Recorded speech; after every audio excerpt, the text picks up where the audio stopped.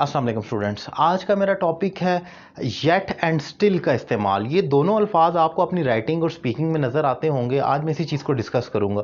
अगर इसकी grammatical position की बात की जाए तो दोनों को हम एडवर्ब कहते हैं तो ये एडवर्ब जो अपने एक्शन के बारे में मज़ीद बताते हैं वो किस तरीके से हो रहा है, लेकिन प्लेसमेंट कैसे है, उसका इस्तेमाल कैसे, आप ज़रा वो चीज़ देखते हैं। येट फिक्रे के एंड पर आता है, मोस्ट कॉमनली ये फिक्रे के एंड पर आएगा और ये नेगेटिव स्टेटमेंट को के साथ आएगा, यूजुअली नेगेटिव होगा। यानी कि ये किसी ऐसे एक्शन को शो करता है जो अभी तक नहीं हुआ। इसकी अगर उर्दू आइडेंटिटी को मैं निकालने की कोशिश करूं तो मैं कह सकता हूं अभी तक, यानी कि येट एक ऐसा एक्शन शो करेगा जो अभी तक नहीं हुआ, जिसका होना बाकी है। For example, they haven't reached, वो नहीं आए येट, अभी तक, टाइम ड्यूरेशन अब तक के लिए। ये और ये देखें, ये कि रीच के साथ ये लिंक करता है, वो नहीं आए, इसका आंसर है येट, अब तक।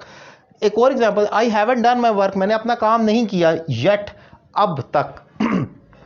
आप देख रहे हैं कि ये फिक्रे के एंड पर आ रहा है और इसका मीनिंग है अब तक। यूजुअली ये नेगेटिव स्टेटमेंट को शो करता है जो नहीं हुआ काम।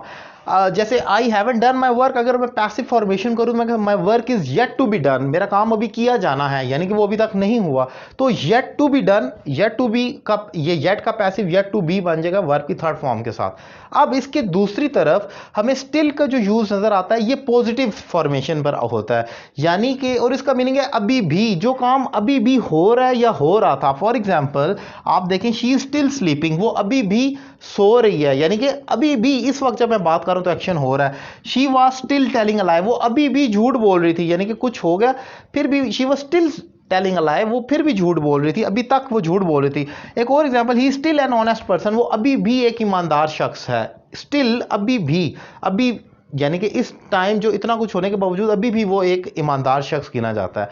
सो आप अगर इसके अलावा एक और रिलेटिव कंजंक्शन के तौर पर भी इस्तेमाल है, वो डिफरेंट है, इसलिए मैंने इसको यहां पर मेंशन किया है। Although he is poor yet honest, अगरचा वो गरीब है फिर भी ईमानदार है, वहां पर आप येट का इस्तेमाल करते हैं, इसका मीनिंग होता है फिर भी, या यहां पर ये अभी तक वाली फॉर्मेशन नहीं है, इधर डिफरेंट मीनिंग देता है, इसलिए ये को रिलेटिव कंजंक्शन है।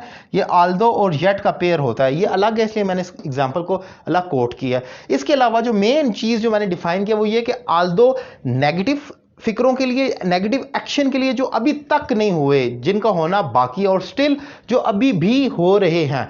तो ये एक इसकी मेन कंसेप्ट है। अगर आपको ये लेक्चर पसंद आया और आप मेरे मजीद वीडियो लेक्चर्स देखना चाह रहे हैं तो मेरा यूट्यूब चैनल सैयद अली रज़ा काज़मी लाजमी सब्सक्राइब करें, लिंक आपके सामने है। और इसके अलावा मुझसे 1-to-1 online English language course करने के लिए आप दुनिया के किसी भी कोने से मुझसे रब्ता कर सकते हैं। नंबर आपकी स्क्रीन पर मौजूद है, आप कॉल कर अपनी क्लास टाइमिंग सेलेक्ट कर इसकी एक रीजनेबल फीस है वो पे कर आज से ही अपने कोर्स का आगाज कर सकते हैं। Thank you very much.